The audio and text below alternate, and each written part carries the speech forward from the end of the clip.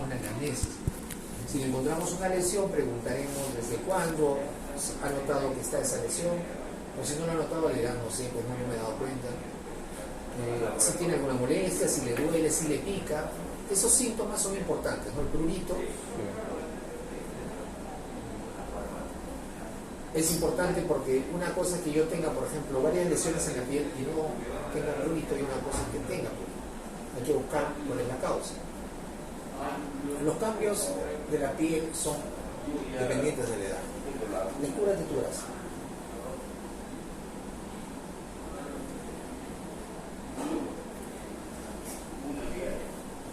Entonces, pon tu brazo así. Entonces, fíjense ustedes, yo que no soy muy viejo, pero ya estoy ocupado en años, ¿qué es lo que pueden verificar? Que diferencias entre la piel de Flavio y mi piel.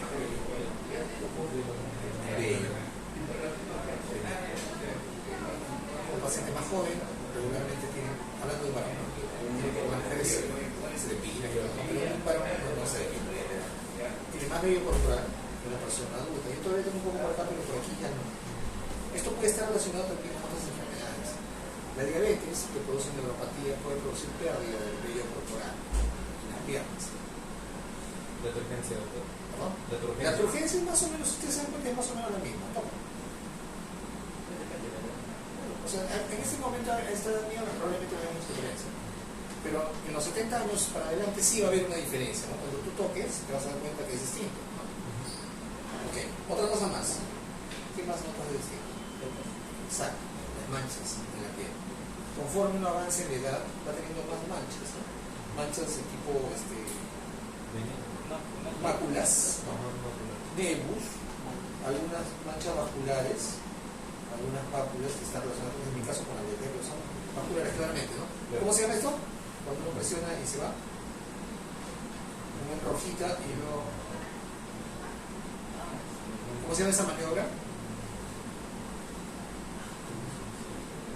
Vitropresión.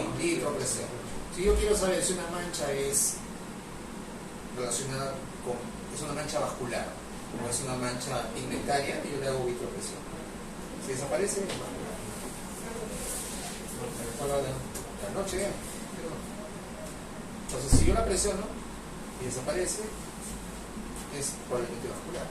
Entonces, esa maniobra se llama vitropresión. Entonces, fíjense ustedes, solamente viendo la piel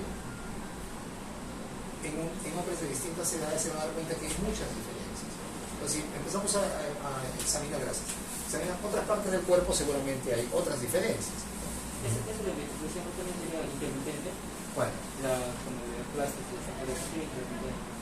¿Cómo intermitente? O sea, que desaparece, o desaparece. No, en este caso ustedes están desencadenando eso, ustedes están presionando, ¿no? Están haciendo la maniobra y presionando se dan cuenta que desaparece y luego nuevamente aparece, es una mancha vascular. ¿Ok? Entonces, solamente por la edad hay cambios tróficos en la piel y en sus anexos, ¿no? O sea, por la edad el cabello también se cae. Por la edad pueden haber algunos cambios menores en las uñas, pero regularmente los cambios en las uñas obedecen a otro tipo de enfermedades o de trastornos que usualmente son sistémicos o locales. ¿Qué trastorno local en las uñas puede producir cambios bien dramáticos? ¿Cuál? Ictericia no, ictericia es principalmente de la piel. ¿Una micosis? Exacto. Una micosis, una infección micótica en las uñas produce cambios bien dramáticos, ¿no? Hay engrosamiento de las uñas, se empieza como a amarillas y a partir cambiar de color, se parte, ¿no? Pierde consistencia. ¿Cómo? Hipoxia, bueno, pero espérate.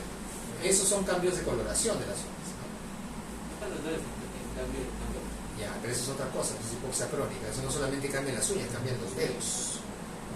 Eso se llama acropaquia. La acropaquia es frecuente en enfermedades cardiopulmonares que producen hipoxia de manera crónica. Lo que ustedes van a aprender es que las puntas de los dedos se ponen como, efectivamente, como palillo de tambor, y las uñas se ponen lo que dicen clásicamente como en vidrio de reloj, ¿no? O sea, son convexas. O cóncavas, convexas.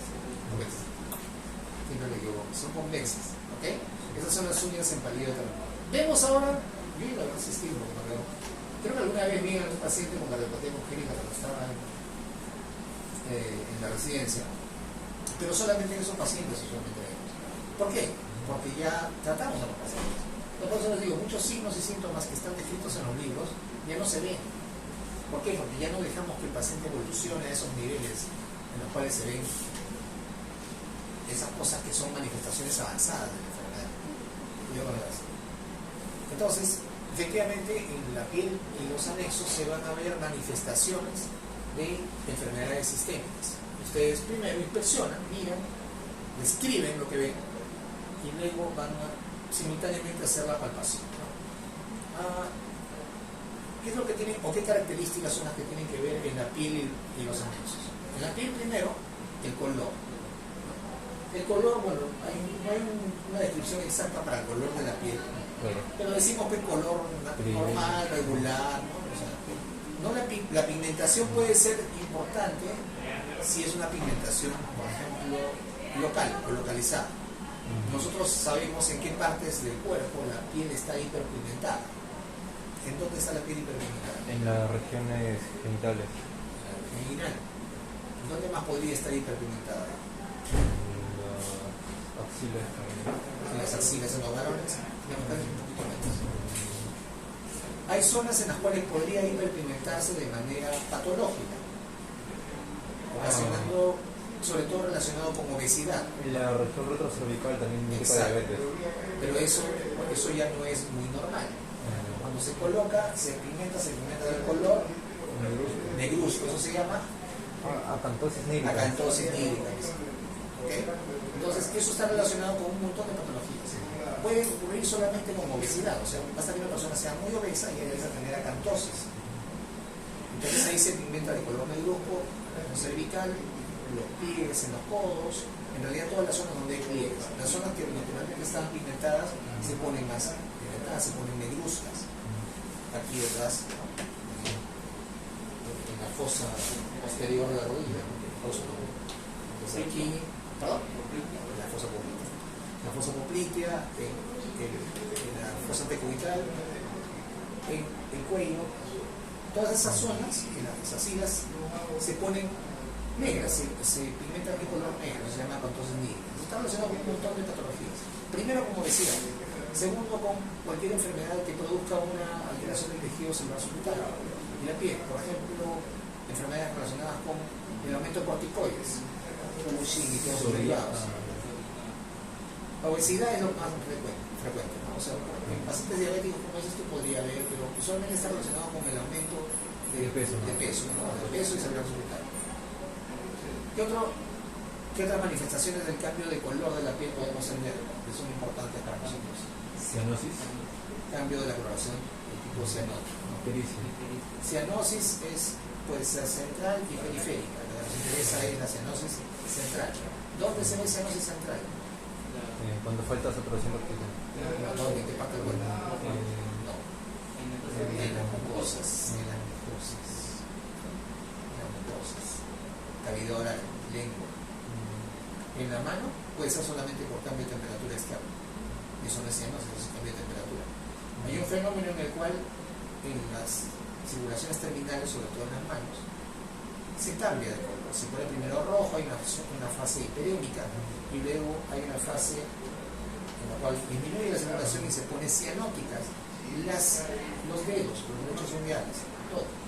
Eso se llama fenómeno de Raynaud.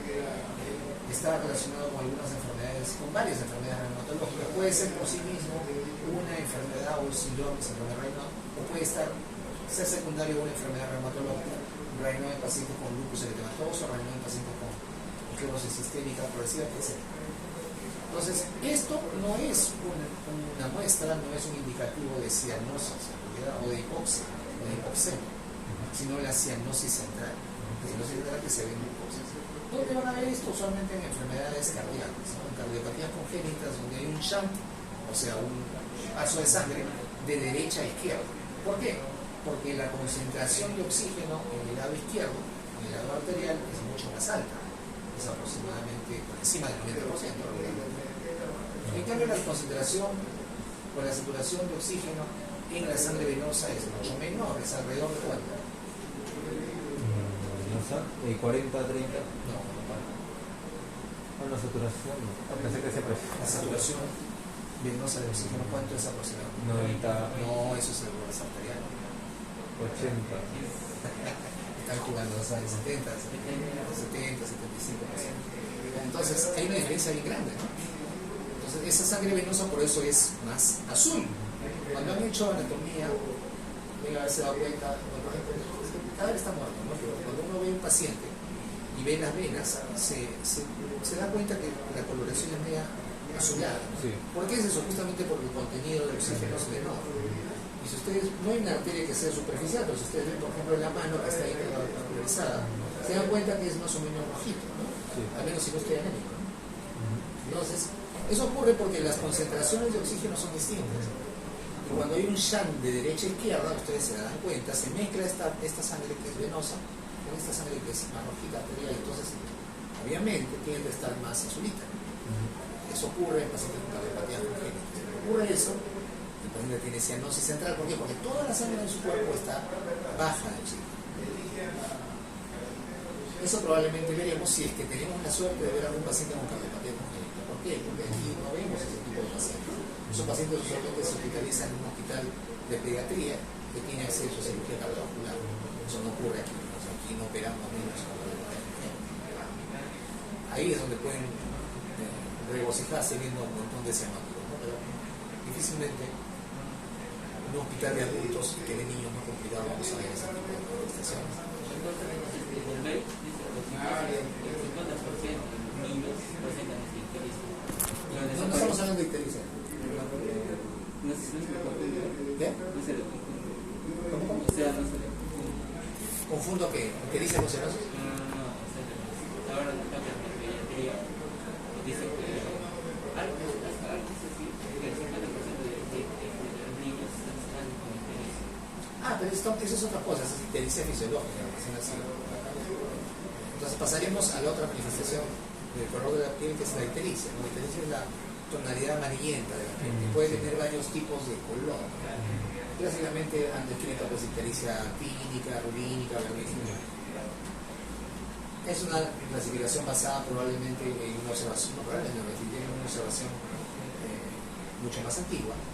Y efectivamente hay tonalidades de ictericia. Por ejemplo, la ictericia, yo que se habla de los recién nacidos, es una ictericia suavecita, la ictericia fisiológica. Efectivamente hay un grupo de recién nacidos, un grupo muy alto, no sé el porcentaje, tú dices 50%, es posible, tienen ictericia fisiológica, lo que es normal, es esperable. Pasado cierto nivel de ictericia o cierto nivel de bilirrubina directa, esa información es directa, puede haber entonces un aumento de la bilirrubina que ya es nocivo para el cuerpo del niño, y el cambio de color también es mucho más evidente. Sí. Que es distinto, por ejemplo, a la ictericia de una persona que tiene una obstrucción de las vías biliares. Ese es el amarillo más fuerte, más verde que le dije, ¿no? La verdínica. Una ictericia de tono entre amarillo intenso y verde usualmente está relacionada con obstrucción de las vías biliares.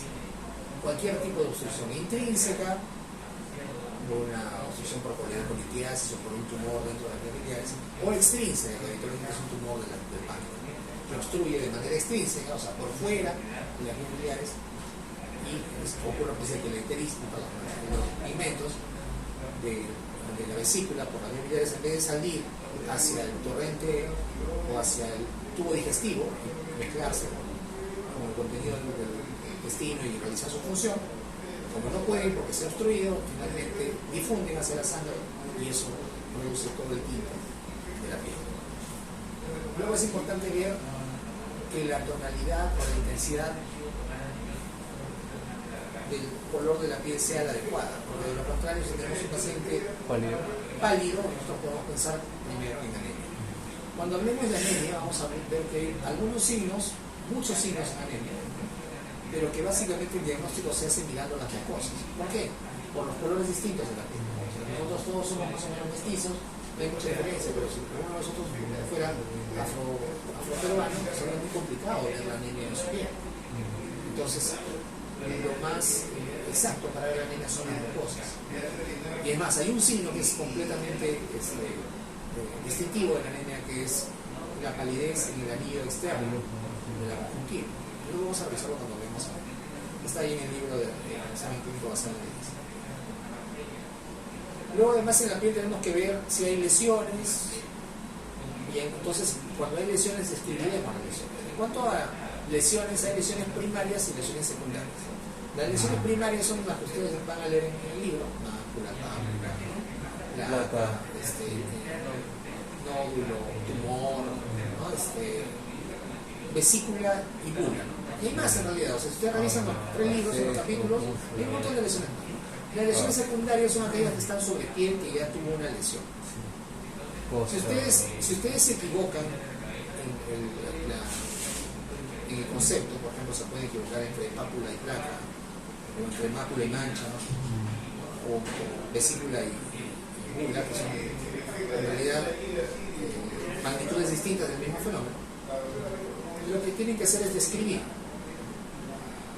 las lesiones que están viendo, ¿no? Lesiones elevadas, de tanto de diámetro, de coloración tal, únicas, múltiples, confluentes, aisladas, en tal zona de la piel. Entonces describan lo que están viendo, si es que no se acuerdan del término, que puede ocurrir, porque, o sea, yo por ejemplo he tenido que leer nuevamente para acordarme que esas cosas no las uso yo con frecuencia, yo soy cardiólogo, yo simplemente veo un par de cosas y se acabó. Pero en realidad es importante que ustedes sepan las cosas, ¿no? Hay lesiones planas, que son la mácula y la mancha, hay lesiones elevadas y un montón ahí, pero básicamente son la pápula y la placa.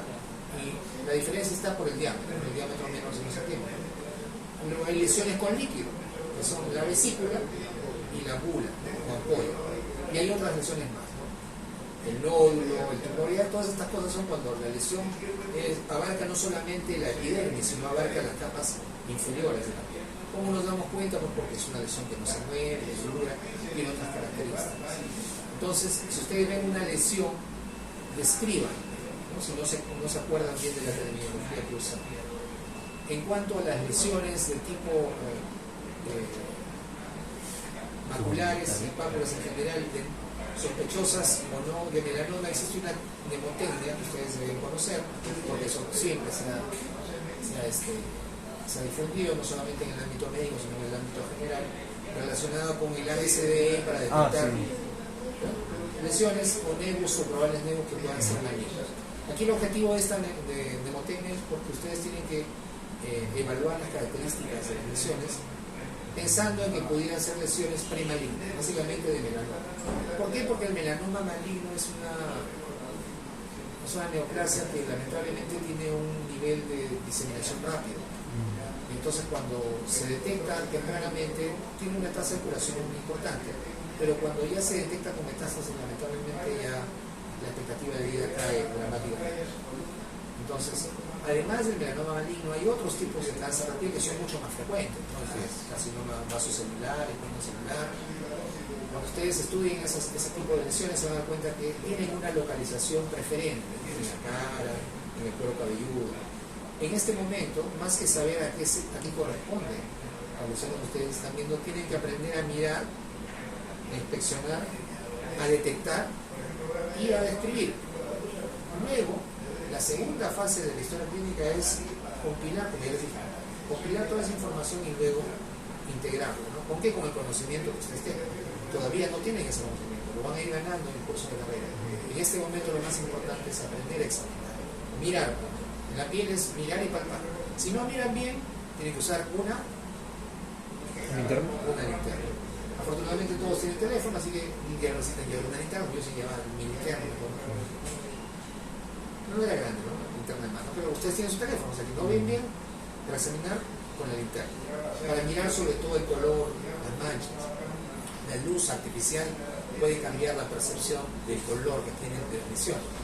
Hay dos colores que son importantes en las lesiones en la piel, que son el negro, el azul y el rojo, ¿no?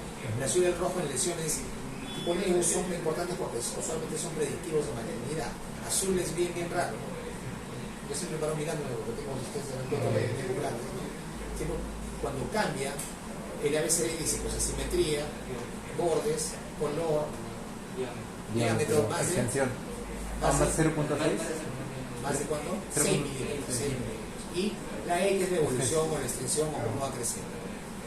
Esas cosas tenemos que evaluar en los neos y eso hay que preguntarle al paciente, ¿usted este lunar ha notado que ha crecido? Este sería medio sospechoso, ¿no? Porque ha notado que ha crecido, ha aumentado de tamaño, en el último año usted diría que ha crecido. Todas esas cosas son parte de la evaluación, en este caso de esta lesión. Cuando ustedes ven una lesión sospechosa, preguntan y examinan bien, ¿no? En el caso de los neos o las lesiones planas tienen que evaluar el ABCD. En el caso de las uñas es todo un mundo, hay un capítulo completo en el agente de uñas. ¿Por qué? Porque, repito, en la piel y sus anexos se manifiestan un montón de enfermedades. En este momento lo más importante es que ustedes aprendan a describir. ¿Qué cosa es lo normal? Miren, si ustedes son humanos, ustedes que supuestamente son normales, tienen unas uñas más o menos normales. Bueno, yo a veces me las como así. Entonces, ¿qué tienen que mirar en las uñas? Primero el color. ¿Por qué? Porque, como dijo hace un momento Flavio, algunas veces podemos encontrar coloraciones distintas, por ejemplo, en cianosis, en ictericia, etc. Luego, la forma de la uña, porque esto es más o menos lo normal, ¿no? Que sea más o menos plana. Cuando la uña se pone convexa, eso es lo que hemos visto que ocurre en ¿dónde? En la acropatia, que tiene dedos en palillo de tambor y uñas en vidrio de reloj. Eso se llama uñas en vidrio de reloj. Cuando la uña es cóncava, ¿eso cómo se llama?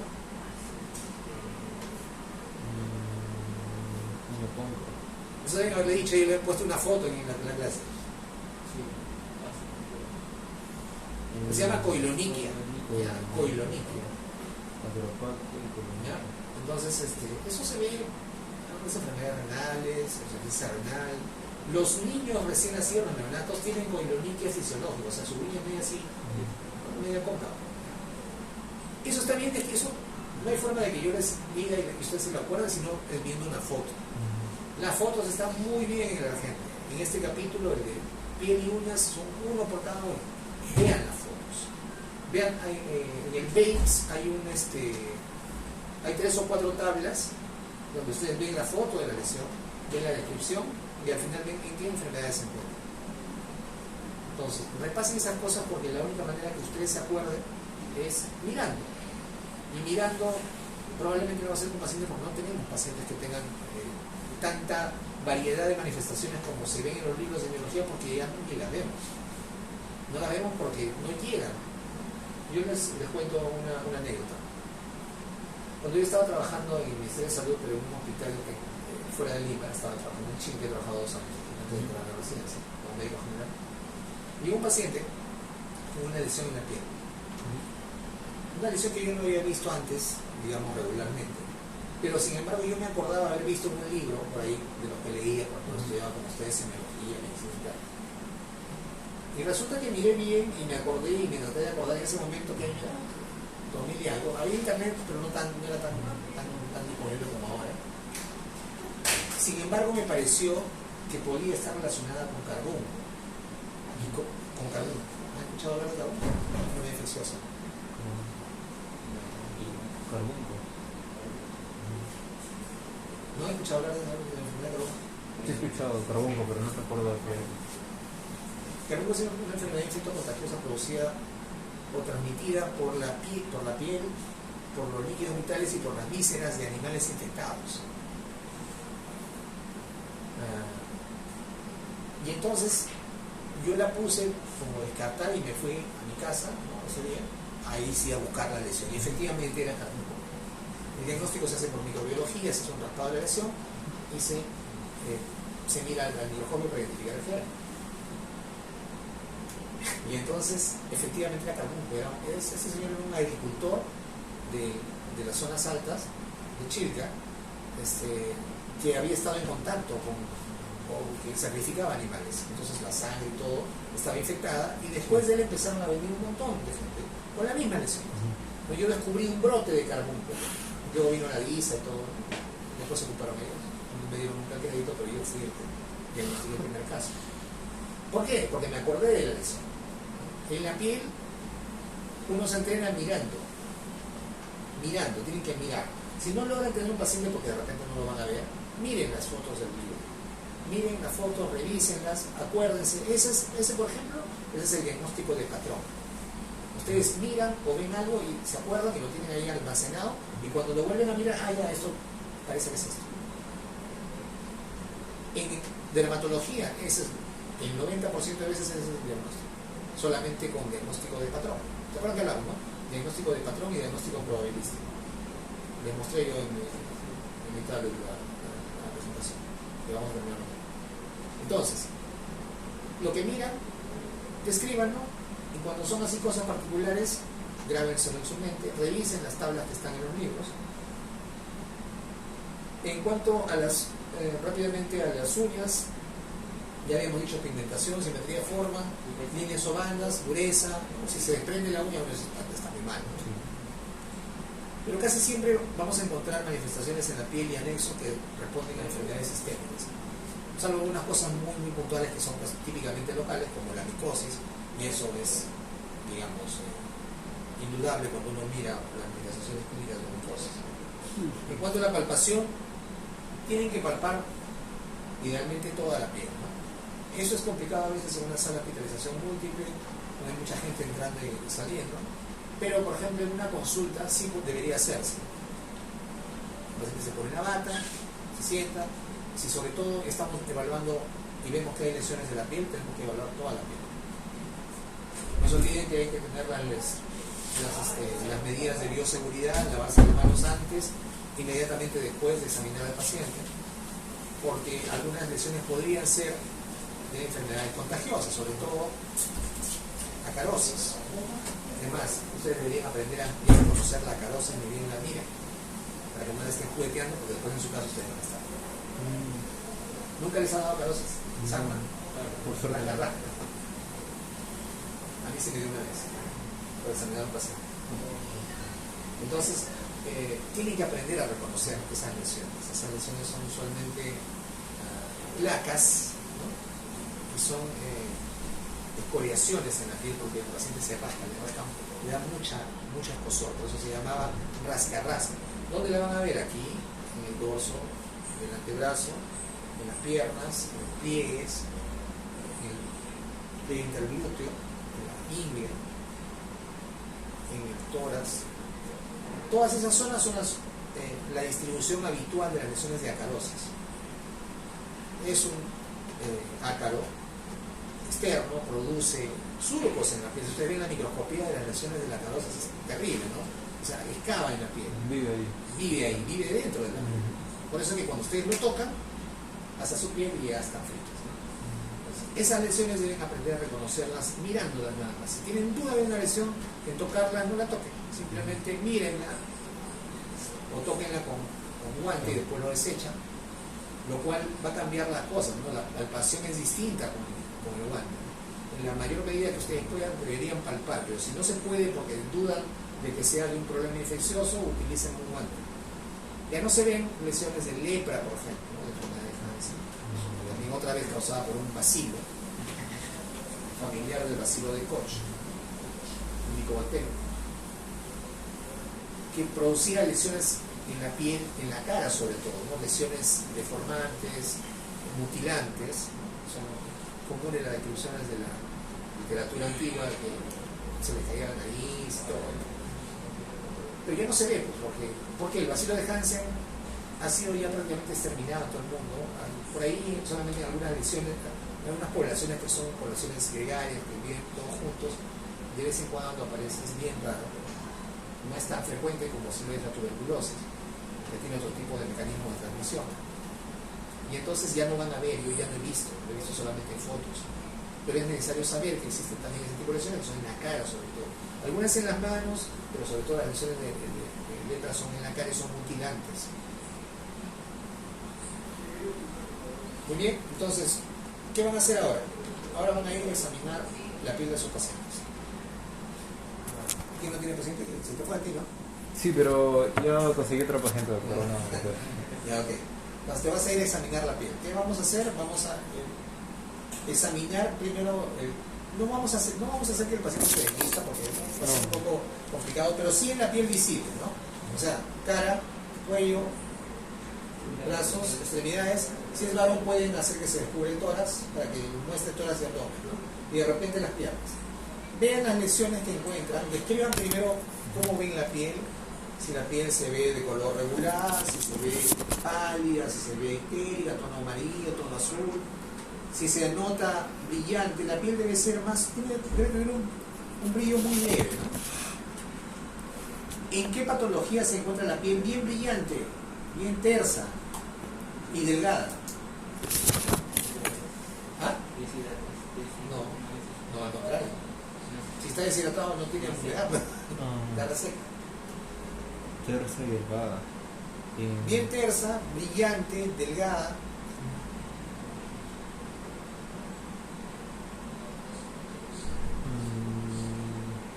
¿No? ¿No les han hablado del hipertiroidismo y la tirotoxicosis que produce la piel delgada, tersa? Todavía no creo. ¿No? Uy, en piel hay que mostrar un montón de diapositivas. ¿Les han mostrado todas las diapositivas de la piel? No. Pero la mayoría sí. Ya, pero no les han mostrado la piel del hipertiroidismo. Al contrario, la piel del hipotiroideo, ¿cómo es? Al contrario, bien reseca, oscura. Gruesa, reseca, bien seca, no tiene brillo. No la tocas, una piel bien seca, media palidona, Grisácea. grisácea, efectivamente. Y bueno, en el hipotiroidismo lo característico es la voz. Hablando así. Escucha una mujer que habla así, y está gordita, le toca la piel, hipotiroidismo, hasta demostrar lo contrario. Todas esas cosas son diagnósticos de patrón. Yo conozco, y me acuerdo de lo que estudié cuando llevé el curso con ustedes, y cuando lo miro, lo relaciono con el patrón que tengo en mi cabeza y hago una aproximación diagnóstica. Eso, y yo me acuerdo ahora, ustedes se van a acordar en el futuro porque lo van a ir aprendiendo conforme pasen los años. Ahora tienen una aproximación inicial. No pretendan memorizarse todas las causas posibles de ese signo o síntoma. Lo que tratan de encontrar en este momento es la manera de encontrar el signo y síntoma y poder identificarlo rápidamente. Luego lo van a relacionar. ¿Okay? Sí. Ahora, describan. Vean la piel de su paciente, hagan la inspección, la palpación si es necesario, describan las lesiones y si encuentran por ahí uno o más nebus, hagan el ABCD, ¿ok? Y eso va a ser la práctica, son 8:25, ya pasó un poco, hasta las 9:45. Y empezamos para discutir qué es lo que han encontrado. Mañana, entre nosotros, vamos a hacer varias cosas. Vamos a estar toda la mañana metidos acá haciendo varias cosas. Sí. Vamos a hacer funciones vitales, voy a evaluar entre ustedes, lo voy a evaluar para que unos se van a examinar unos a otros y se van a preguntar cosas para yo tener una primera idea de lo que han hecho y luego vamos a hacer el seminario. ¿Ok? Puede estar. Listo. Vamos. ¿Alguna pregunta? Mm,